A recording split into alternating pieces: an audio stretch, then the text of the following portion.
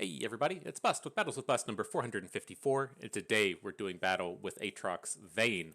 And so I'm sure you astute viewers that follow us regularly take a look at this and you say, oh cool Bust, you're so innovative, you took those Mageseeker Juniors that you played at that Mastering Runeterra event, and then you just put them in a different deck. And to a large degree, you're not wrong. Kind of reflecting on the event and the things that went right and the things that went wrong, that Fiora Ionia deck was pretty garbage. We got really lucky in that event that we didn't have to play Fiora Ionia too often. There might be something there looking to switch towards, say, like Jarvan Shen with Mageseeker Juniors in it. I'm kind of spitballing that one in my brain piece as well. But that deck list was terrible, and it got me to like really start analyzing why were we able to have success with the Poppy Taric deck and with the Freylord deck to where the Ionia deck just wasn't any good.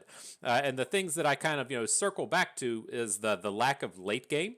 And so if we look towards, say, like the Poppy Taric, we have those really, really high-powered turns to where we're using Poppy and using Mountain Sojourners and the rallies to get these super high-powered boards. And then if you look towards the Freylord version we're playing and having access to Darkin Spear and turning it into a Naka and carrying into the late game that way, that was what was really kind of lacking coming out of the Ionia deck that we were playing.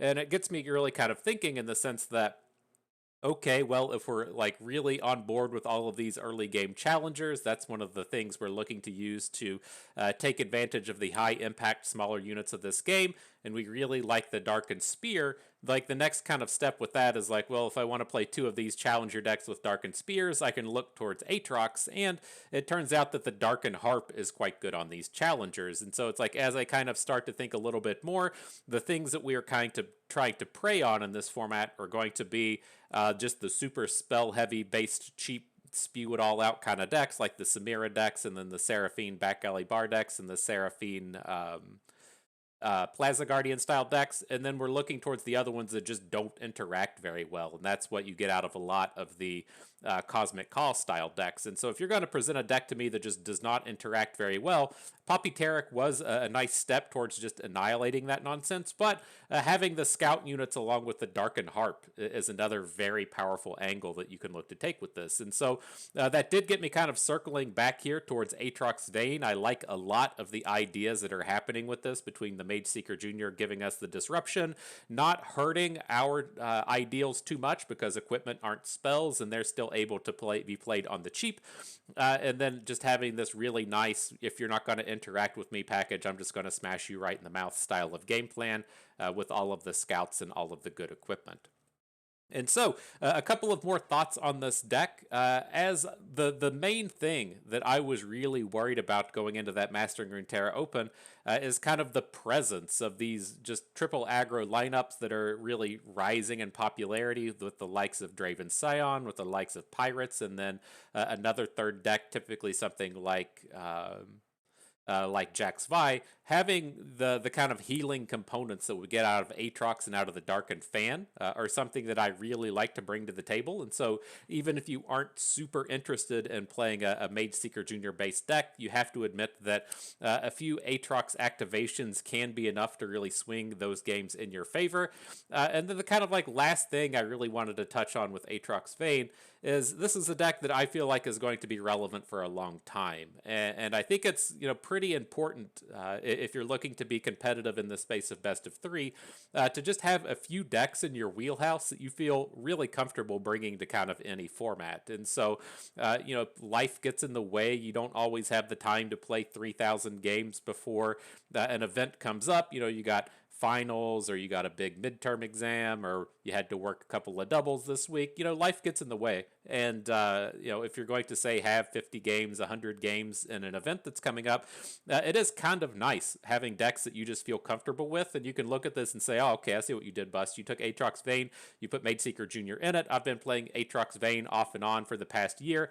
This is a very easy one for me to pick up. I can play like 10 games, jump into the event, and dedicate the rest of my time to something else. And so with that in mind, like I think Aatrox Vayne is a very powerful deck in that mindset. It was very good in standard in the last season. I'm sure it's very good right now.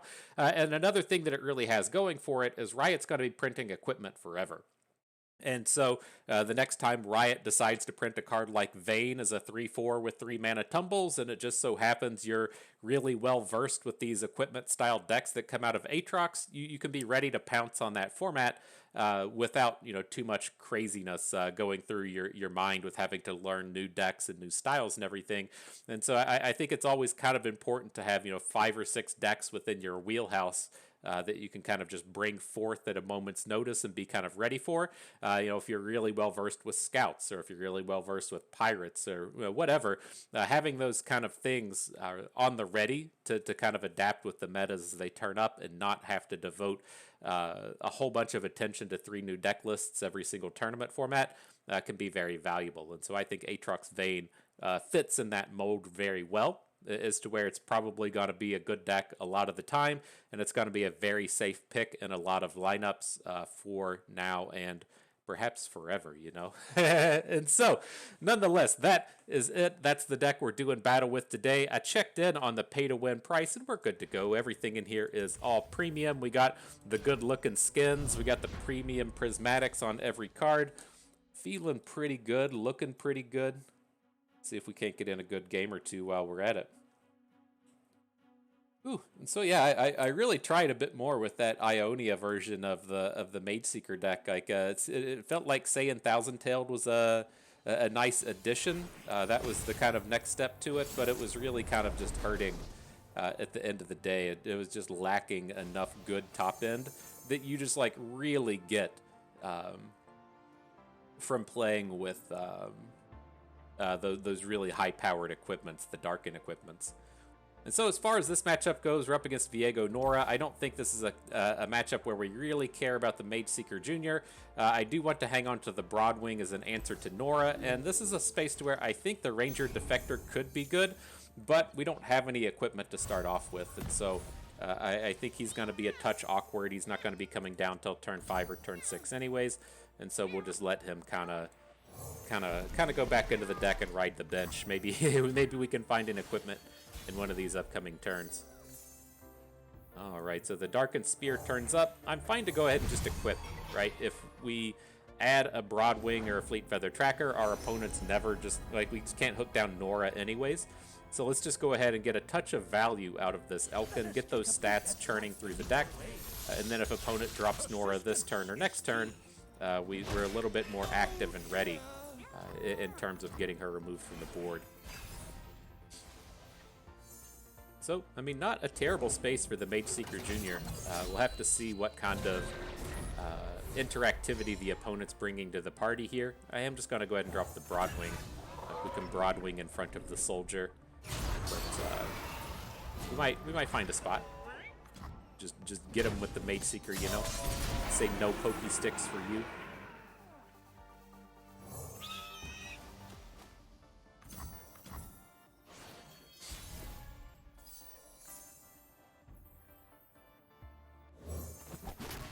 Get in there, Junior. Make him spend all that mana. You say you want to drop a pie toss on our bird. You're paying the fucking price. Vile Feast, sure thing. Sure thing. So I'm fine to send it. Again, like, I don't have super high expectations for this Mageseeker in this game. It's not going to be doing a ton. It's not going to slow down Viego in any real style or sense, but if we can make the opponent spend 2 or 3 more mana across the course of the game, it's not the worst deal.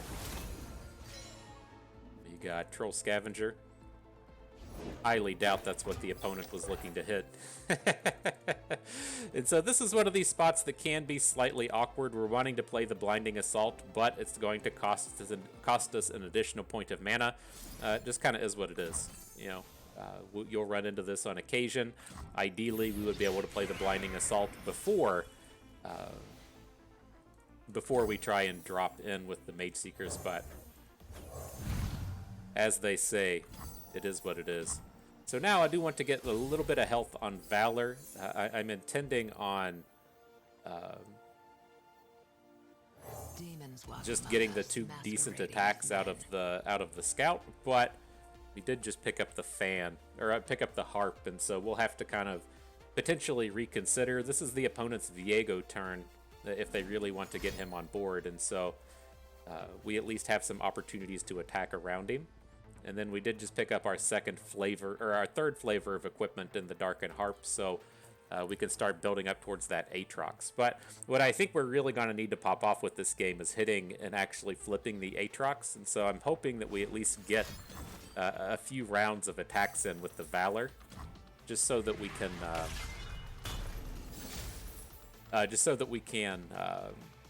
chunk in on that Harp. Opponent says no thank you though. You're not you're not allowed to do that. So let's see. We're gonna want to put something onto the junior. I kind of like playing the defensive equipment onto Vayne, but I also want to be able to just hard cast. I want to be able to hard cast a Aatrox next turn. So let's see what happens. We'll start off here with the junior. Like, we can Darkin Fan onto Vayne, but I'd prefer to be able to just attack here.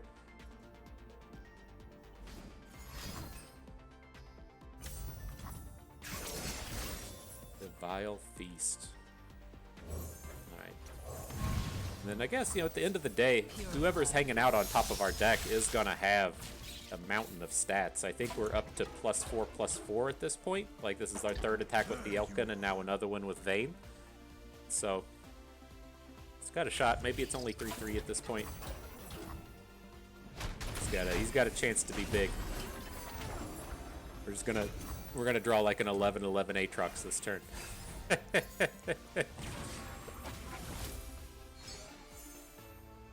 Another one. Another equipment. What is that? You get a Reckless Trifarian? Alright, no blocks.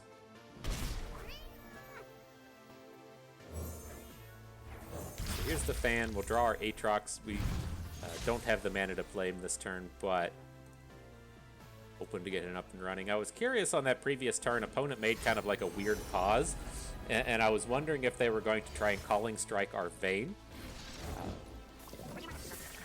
or if that was just going to be something different. It looks like it's just something different here, but I was kind of expecting a Vayne or a Calling Strike to come in.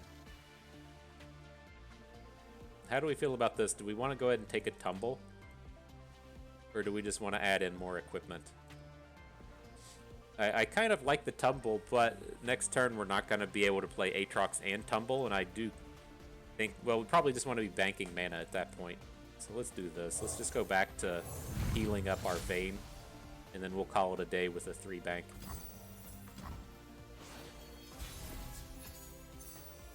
We're just never going to draw that giant-ass unit. No thank you. No thank you.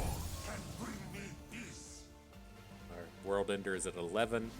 Got 4 equipped dudes on the board. We should probably be able to drop that down just a little bit.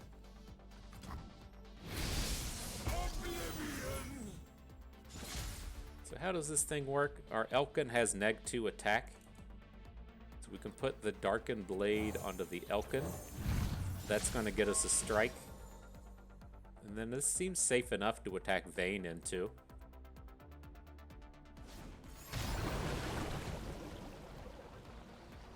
Gonna add that cost to the World Ender. We're gonna shrink it right back down. It's a little unfortunate to see that pop up though. It should be pretty obvious we're about to try and get the Aatrox flip here. Oh, he hits the fan. Interesting.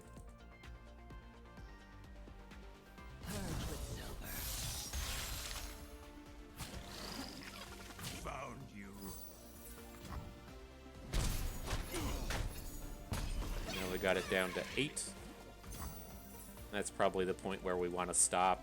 We'll spend the 8 on the World Ender, and then there's a non-zero chance we'll want to just tumble this Aatrox for the next 2 turns.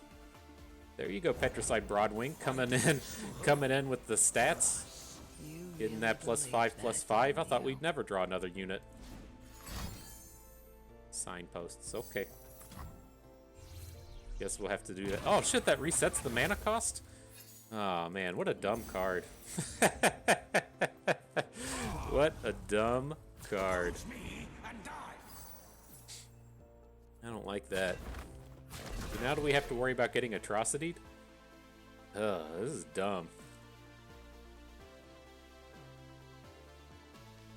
Alright.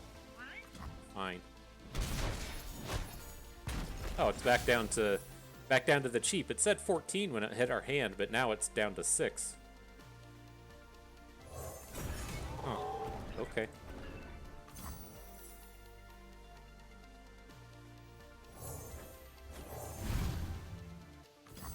Let's try that again, I guess.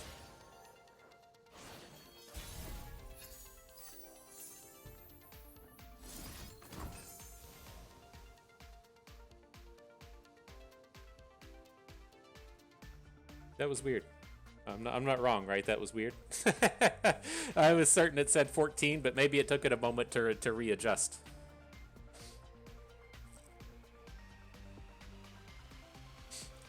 See if he's got that removal spell for our Elkin. He's got to do it now, right? I mean, if you don't want the flipped Aatrox hitting the board and letting us get these units on the cheap. Oh, he goes after the Broadwing.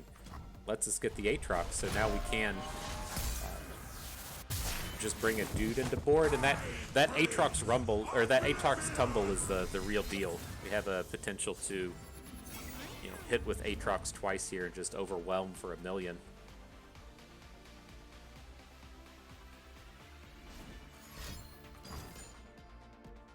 Alright, rip Vayne. Can we drop the fan here? Done.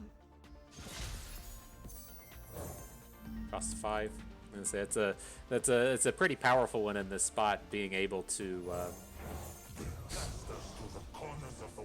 get those 3 units on the board when the opponent doesn't have any real blockers out here. Alright, this game's done. GG, well played. Mark it a W for bust. And so yeah, that's another one of the kind of nice things about Aatrox Vayne I love so much, is it's just got all that late game baked into it, right? And so again, that was the main problem with that Fiora deck we were trying to play. Is like, if you didn't get the early game snowball with the formidables and the challengers and stuff, you just didn't have enough late game to really help carry you on. And I just love these equipment so much, being so good early and good late. But here, up against Jax Vi, these are the matchups that do frighten me with the Mageseeker lineup that we're bringing. Just if they hit an early timelines, there's not a lot we can do about it, and so it's just, you know, every matchup in the world can't be a good one. Our game plan for the Mastering Runeterra event was to just ban the timelines decks, and ideally not have to play against a triple timelines lineup. And so here, I mean, I would feel pretty confident opponent doesn't have timelines in their hand. That's such a high-powered play, to drop the timelines on turn 2 and then just play Fereth. That is highly strange. That card did come from the left side of his hand, and so he might have just physically drawn it this turn. Pretty certain that's what happened to us, but at least we got away with a little bit of something there at the start. See, here's why the timelines are so problematic. Just every unit's gonna be fucking massive at this point. Those who kill innocents are no more than fiends. Trade in a heartbeat if he attacks.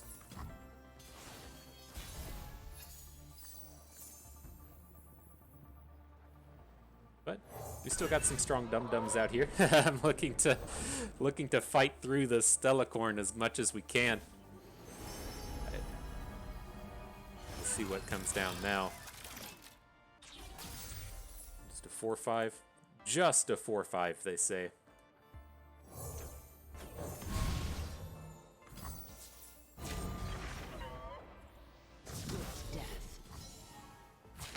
We gotta get in there and fight, get in there and battle. We can't just sit around and say, "Oh, you got a Bull Elnick. I can't attack into that guy." It's like he's got so much that just comes out of every single unit. We got to get these strikes in early while they aren't just terrible. Honoring Acacia by pounding bad guys.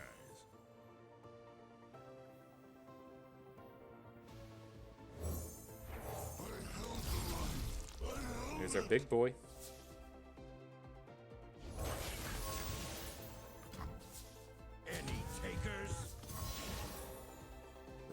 bit short of that Jax flip. We got to prevent this damage. Like, it's very easy for us to get burned out if he's allowed to carry on there.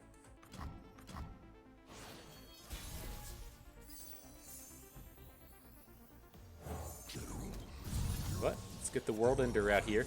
Maybe we'll get to cast this spell. It's like our one shot to potentially fight through this is if we can pop off a World Ender here. My lamp to stir the pot last night. Sorry.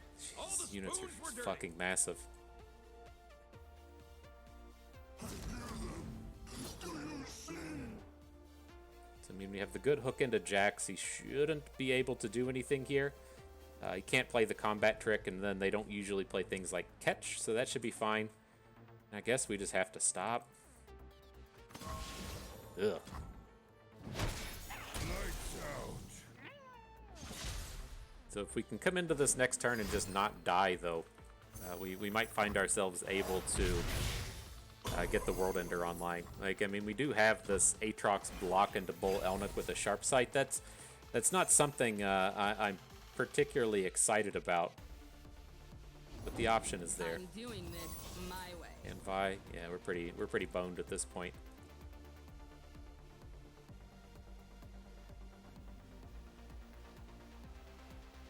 I'm leaning towards let's just tumble and see if something good happens. Like, it's just one of these horrible spots where we need opponent to do something fucking dumb, and we might be able to recover out of this. So if he doesn't block with Vi and we get a Sharp Sight or something, like, this is the angle we have to potentially get into this next turn with something strong. So far, so good.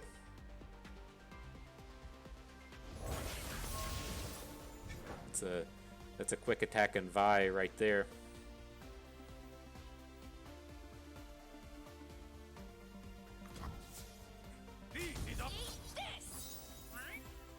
Interesting.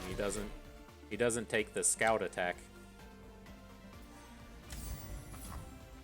We're gonna be 1 mana short here. We needed that Vi picking up scout means that we didn't get the Aatrox hit in, so we can't play both the Darkin Blade onto Dude and play the World Ender.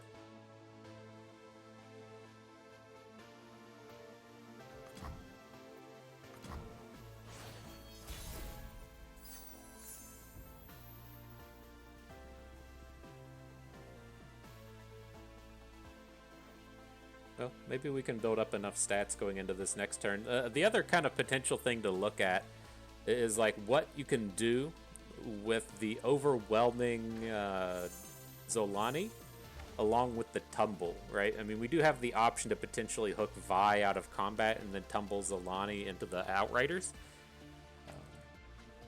I don't think it's going to quite be there, though.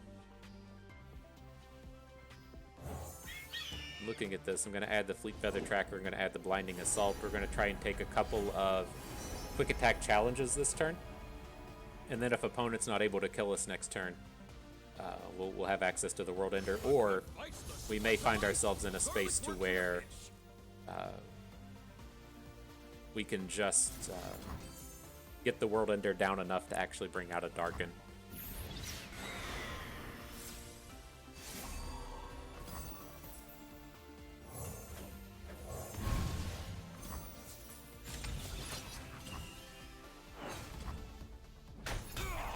Be doing like auto passes here. I'm not complaining about that. not complaining about that.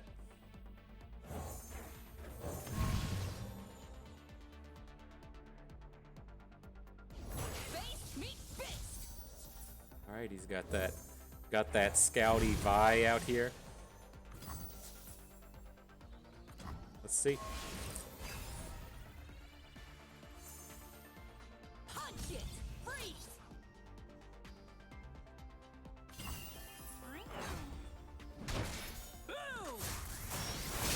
Try and get there. I mean, that wasn't that big of a deal. The Light of Acacia in his hand doesn't give Overwhelm at this point, so might be able to survive through this turn. Who's next? I guess that does auto-equip over onto Jax.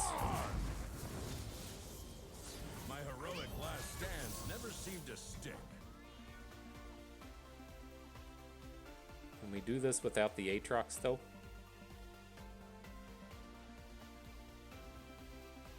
I think it might be okay. Would have been a lot cooler with the Aatrox. Yeah, our units are so small at this point. Both of his champions will have the quick attack. But, it's got 1,000 burn spells as well. Okay, GG.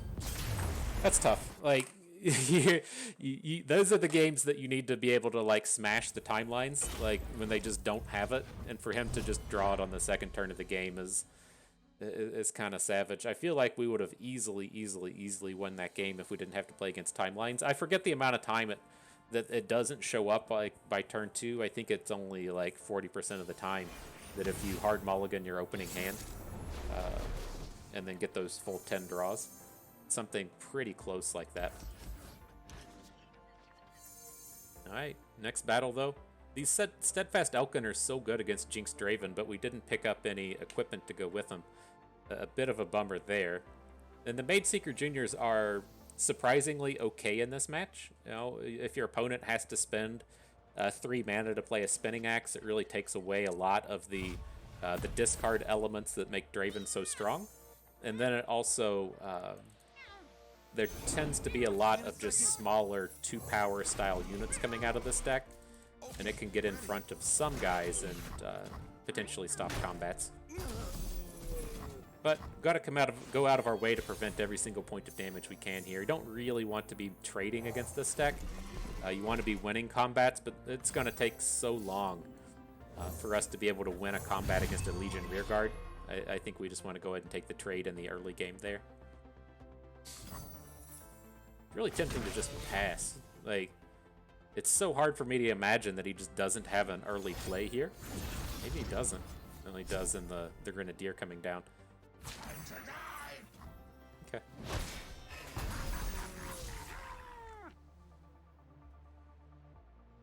Just wonder if we could have gotten him, you know, as he tries to play the rummage, and then we're building into these Mageseeker Juniors. I'm curious if we couldn't have just got him.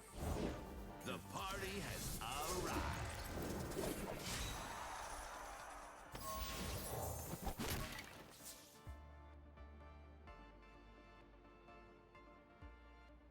So again, can be nice shutting down these spinning axes and the like.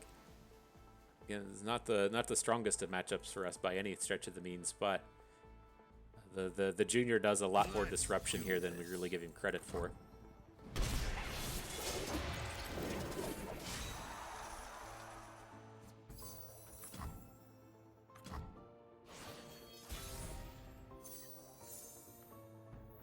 All the defectors.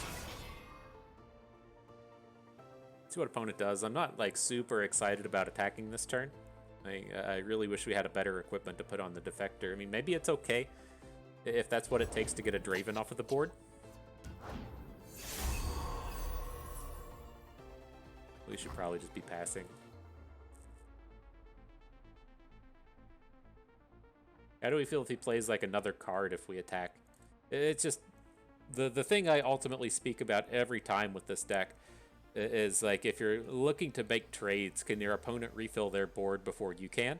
And they absolutely can, right? That's what Jinx Draven does. They're just going to come out and spew out all the cards that they possibly can. And I just don't want to get like super involved with making these trades. It's very easy for him to just get more stuff down. You should try blinking sometime.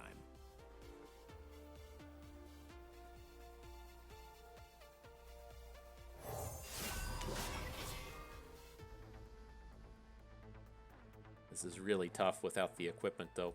We just don't have the stats to get in front of these dum-dums. Trust me.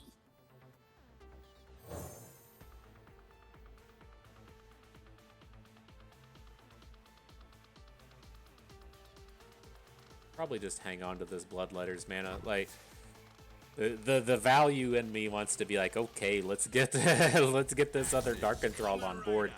But I would say realistically, we need to be getting that. We need to be getting that that extra mana for the Blinding Assault. So if we do manage to pick up a good equipment next turn, we can maybe pop off with the Valor.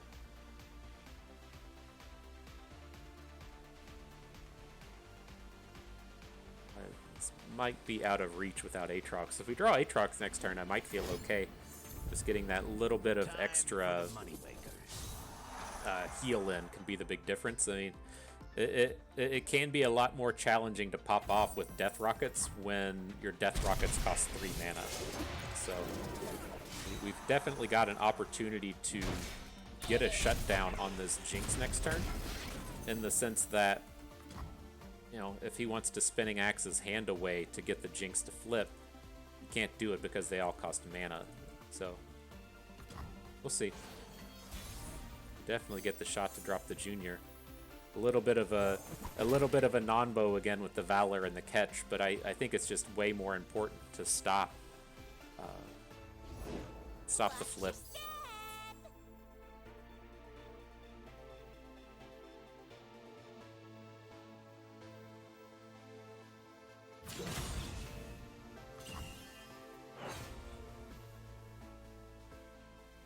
Hey, buddy, what you doing?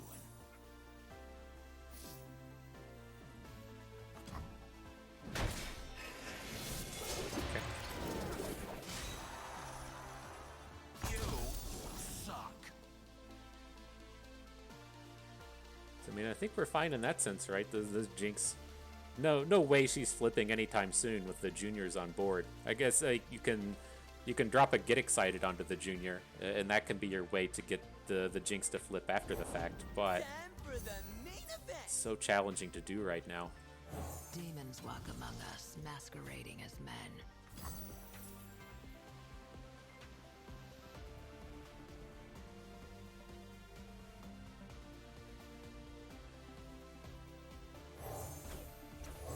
Alright, fine. Maybe this is off. Like, I envision we gotta get something happening. Maybe this is it. Like, I see this board and I'm just like, man, this Vayne attack just does not feel that bad. Like, I know opponent's really itching to just drop a Spinning Axe at this point, but seems so good. Oh, I mean, that feels like a win. I'm okay with that.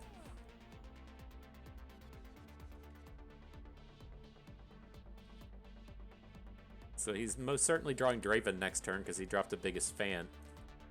So if we want to, it's like, so he can play Draven. It's going to put a Spinning Axe in his hand. He's just never going to flip Jinx.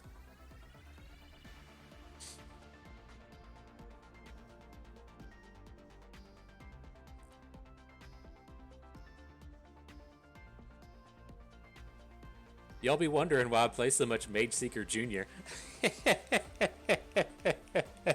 This game was just done like 4 turns ago under normal circumstances, but the Junior comes in and says, "Fuck you, buddy." I'm out here doing the work.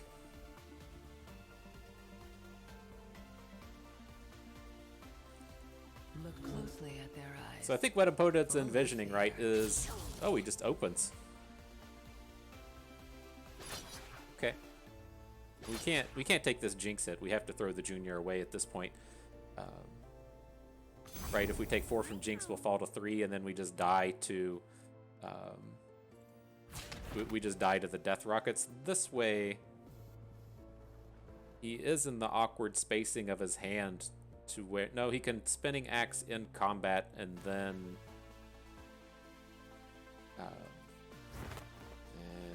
we just gotta do it this way. Then we have to kind of top deck Aatrox, or we could top deck a Darkin Fan and get an attack in. Kench is just too short.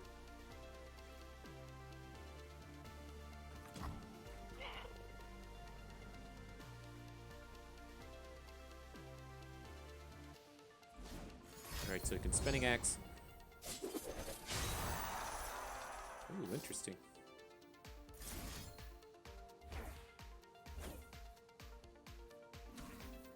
No, we wanna go bonus stats, right? So how's this gonna go? Jinx is gonna take us to 3. He's gonna play Draven. Draven will flip the Jinx. He can't play the Death Rocket, and then he's got a Spinning Axe in hand and draws 2 cards next turn. Like, I think there's a real enough chance that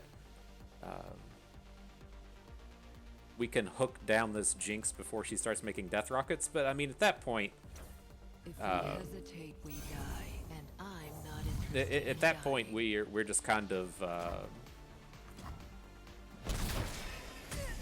if we're trying to shut him down that way, we're just too slow. And so I think in this spot, the idea is if we draw an equipment, we might be fast enough to get Aatrox on board before he's able to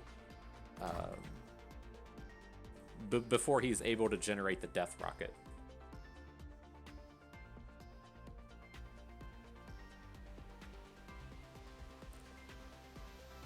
So I think we just have a lot more opportunities this way as opposed to having to just draw Aatrox and hope.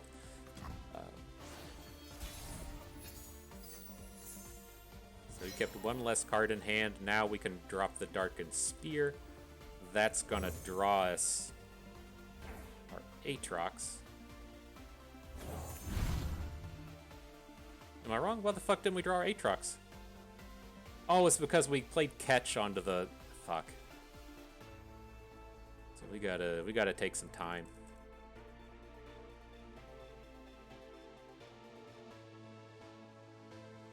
We still have the mana to get Aatrox on board, but we have to darken Bloodletters onto the Junior and then put the Aegis onto Vayne or somebody, and then that will draw us our card.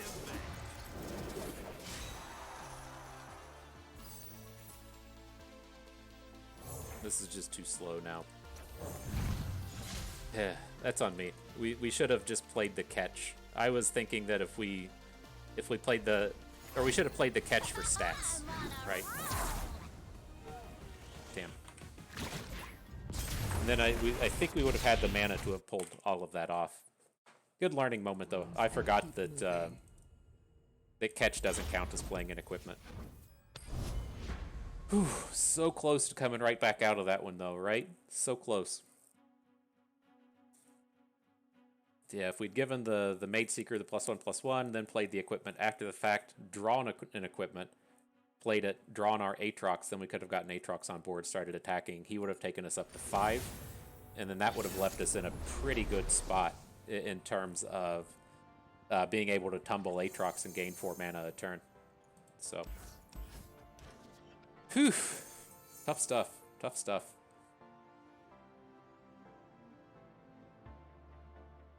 Gucci Flakjacket loves playing these aggro decks as well. I can't remember. I think last week I probably played against him like 5 times with him playing Pirates, and now now we're into the Draven Scion phase of the relationship. Alright,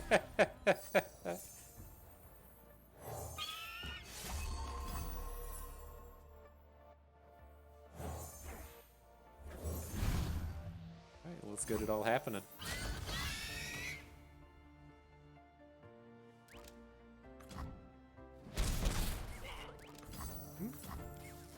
This is how you can beat Jinx Draven as well. They just don't play any cards the first few turns of the game. It's a viable strategy, you know. Wow, wow. Okay, like I'm pretty confident he's not just up to shenanigans, but it's so nice to just take that bank away from him.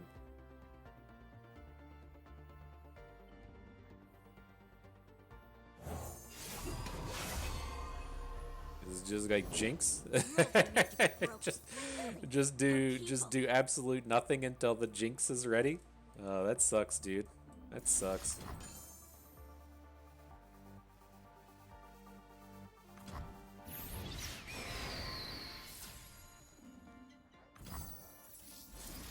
We'll take it this way. I want to protect our good unit here. I suspect, you know, a lot of times this Valor's just getting hit with a burn spell. You know, the way this game is sequenced, it has to be, you know, very realistic for Mystic Shots or something to be coming out at this space. But with him only having 3 mana, we should be able to eat a Mystic Shot on the Valor and then hook Jinx back down with the Fleet Feather Tracker and then still protect our good unit. I don't want to just lose our good unit to Jinx in combat here.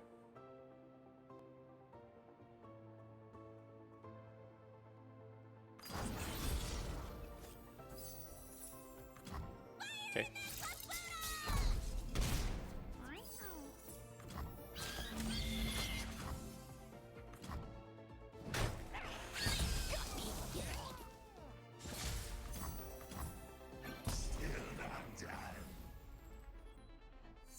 Right.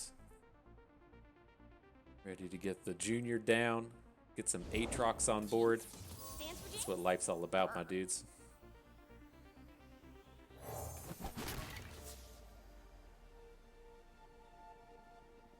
Screaming helps, not at all.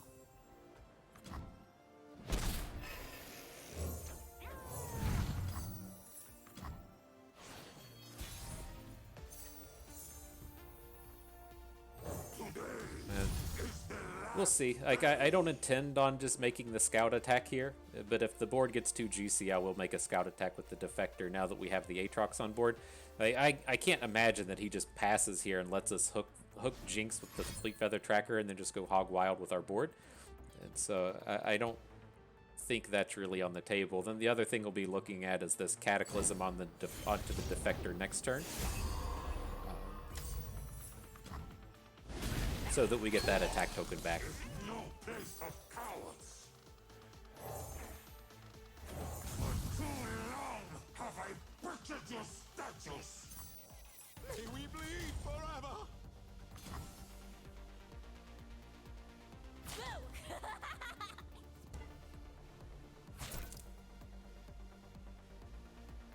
And then I would have been okay to lose Aatrox here. Like, if this turn amounts to opponent blocking Aatrox with Jinx and then playing a removal spell on Aatrox, I'm all around pretty happy with that outcome. And so he's not. It's nice to have Aatrox around. I feel like we're probably not losing the game ever with him just sitting around on board and gaining us back the health.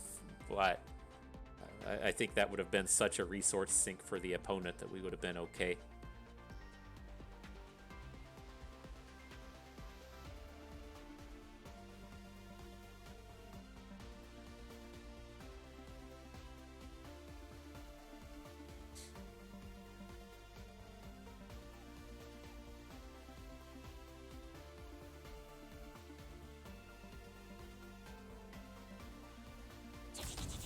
Oh, the attack's coming in.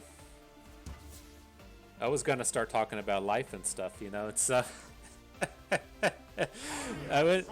went to a comedy show the other day. It was I can't remember his name. It's it'll come to me. I've mentioned him before on the channel because he used the opener on a Netflix special that I really loved, and it was thing into the Mageseeker. Okay. It was a lot of comedians come out here and they'll ask the crowd, "Are you all having a good time?" And he says, "I can't risk it. I can't ask the crowd if they're having a good time because I don't really want to. I don't want to know the answer. Too many times it's going to be no." And so I just tell everybody they're having a good time. I come out here, I say, "Hey, Kansas City, you all are having a good time." And that was the kind of end of his bit. But he had another just like moment in his stand up that we saw out here live, and he just says, I was talking to a girl the other day, and she mentioned that she brushes her teeth with warm water. What kind of fucking psychopath are you who brushes their teeth with warm water? And I felt like that was a pretty good litmus test, you know. Who the fuck does that? Who actually just brushes their teeth with warm water? My wife was like, "I do." She's like, "That's me right there." And I was like, "Oh fuck, what did I marry? What did I get myself into?" The things you don't find out about a person until after you're married, you know. Normally it's just some weird shit about how nasty they are in terms of cleanliness or some weird habit that they have. Why does it gotta be the one to where they brush their teeth with warm water? Fuck. Fucking psychopath. Didn't know what I was getting into.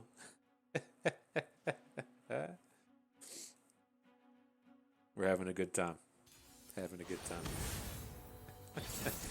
Alright, this will probably be our last battle. We're at about the 45-minute mark. We queued up into Soraka, so we got to figure that one's going to leave us here for at least an hour on end. And so, as far as this hand goes, you know, Soraka Tahm Kench is one of those decks that I would classify as not being able to interact very well.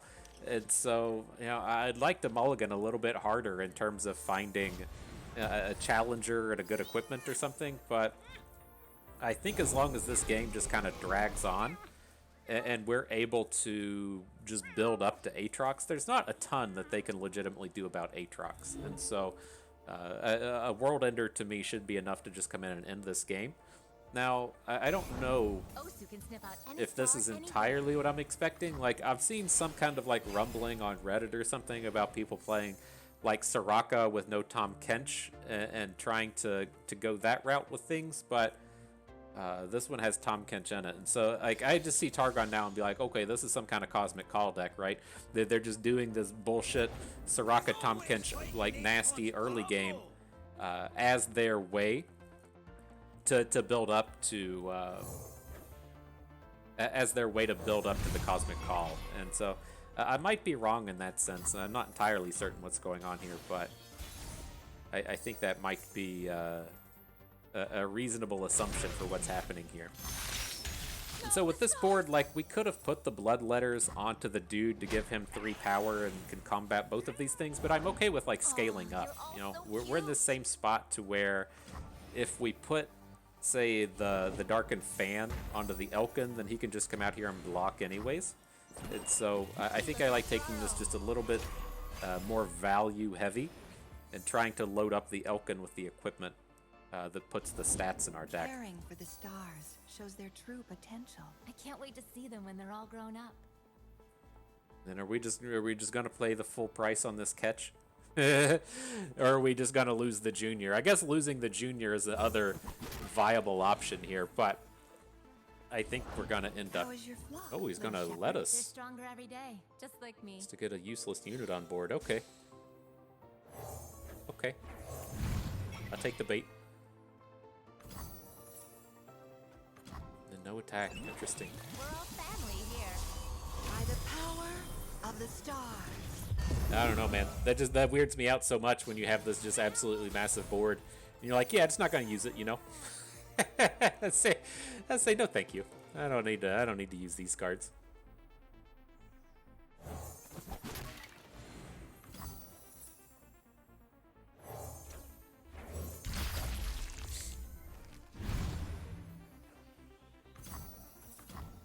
All right, let's see what kind of nonsense happens here. We're not, you know, close to dying to the Star Spring, so that's always good. He does have these, of course, absolutely massive units on board though now. Right. Should have stayed home, pal. Let's go, Osu. Stars fall.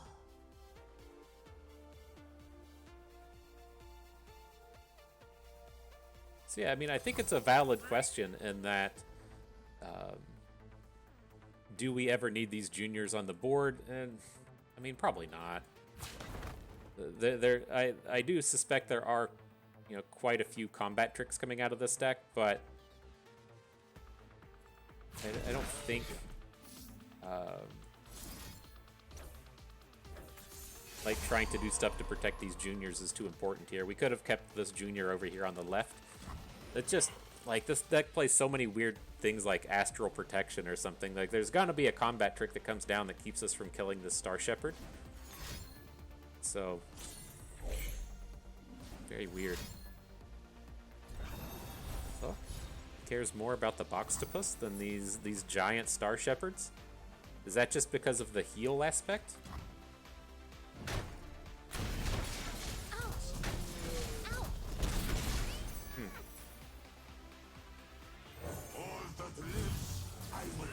That's odd to me. No more of your crap soup, lassie, please. It's that soup. You be drinking this? I feel better when you feel better. I feel better when you feel better. You tell him. You tell him, Soraka. So how do we go about this? Like, we have to be getting the World Ender going. Are we, I guess first and foremost, are we just going to get killed by the Star Spring? And we should be okay with that for a while. So I start looking towards, say, adding just Giral to the board and getting a decent hook. I mean, I guess we kind of need to Giral into this other unit up here. Whatever this thing is, this Star Shepherd.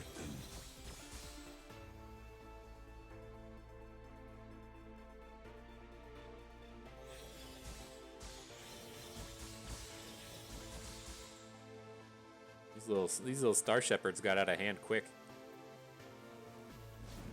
12 health out of nowhere.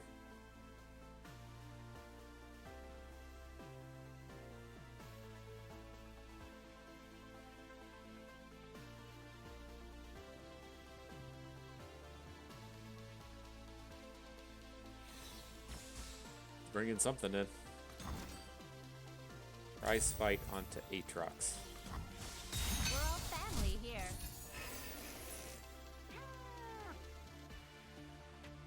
I'm not certain what that means. Still just taking this attack with the Giral. We could look to say like Darkin Fan to give him the bonus stats. I guess in that sense we'd rather use the Darkin Bloodletters. But I feel better when you feel better. yeah. Maybe we should have just let that go. That's always tough to me. Now the Star Spring is like legitimately gonna be able to kill us, and we've lost our dude. All right, that's dumb. This is one of these matchups. Like I feel like it's a good matchup. I just have to get in there and figure it out. Like there's so much that goes on into that in terms of just like sitting around and not attacking and picking which units to actually hit. That are kind of problematic and not obvious to me. I feel like if I got to play like 5 or 10 more games against the Soraka deck, we would be like an 80% favorite over it with Aatrox. It's just I'm a little bamboozled as to how that went so wrong so fast. And I don't know if that was just a function of the draw to where those little dudes just ramped up super hard, or like it strikes me as I played that game poorly and I don't exactly know what the game plan is. But I feel like if I got to play it more, then I'd have the game plan figured out and it wouldn't be as bad. And so at the end of the day, not a bad set of games. We didn't, again, like hammer home a lot of the matchups that we were looking for, but I still think that this turned out pretty good. We lost to the Concurrent Timelines deck in a matchup that we don't expect to be good. Again, that's the one that we're just kind of looking to ban as the best of 3 season gets here. And then we have a lot of game against things like Jinx Draven and things like Pirates. And it's kind of, odd seeing how these games can come together to where you get a lot of power out of that Mageseeker Jr. In the matchups to where we're not having particularly high expectations for him. But you can see what nonsense he does against decks like Jinx Draven, to where they're just trying to cheat a bunch of spells on the board, and he's going to be like, oh, sorry, fam, you got to pay mana for that spinning axe. And so he's still just, an incredibly viable unit in a lot of these games. And so I'm pretty happy with this. Again, like I wasn't too happy with the Ionia version of this deck. We just got really lucky in the event that we didn't have to play it too much. This is much closer to where I think that these Mageseeker Jr. decks are looking to be. Like if you're looking to bring the triple lineup, I'm really liking to where we're getting with Aatrox Vayne. I think I'm at like 38 of 40 on having an optimal deck list here. And then I'm fine with Freylord, and then I'm fine with playing Poppy Tarek. And so I think that's kind of what the lineup looks like if you are looking to play in the open in this upcoming weekend with the Mageseeker Juniors. And then otherwise, even if you're not, I still think Aatrox Vayne is a realistically strong option in these upcoming metas. It just has so much power in the early game, so much power in the late game with all of the Darkin. And then if your opponent's playing a deck that doesn't interact, and so if you're just kind of like herduring back and forth, seeing who has the biggest wiener in the dick measuring contest, then you tend to interact in those games quite well. Because trying to mess around with these scout units with equipment on them are quite tough to do. And then just building that natural board up into a world ender is incredibly strong. And so, good set of games. I had fun with that. I hope you did too, because that is going to do it for us today. So I hope everyone enjoyed the video. Hope you maybe learned a thing or two along the way and had a good time watching. This is Bust, and we thank you for being here.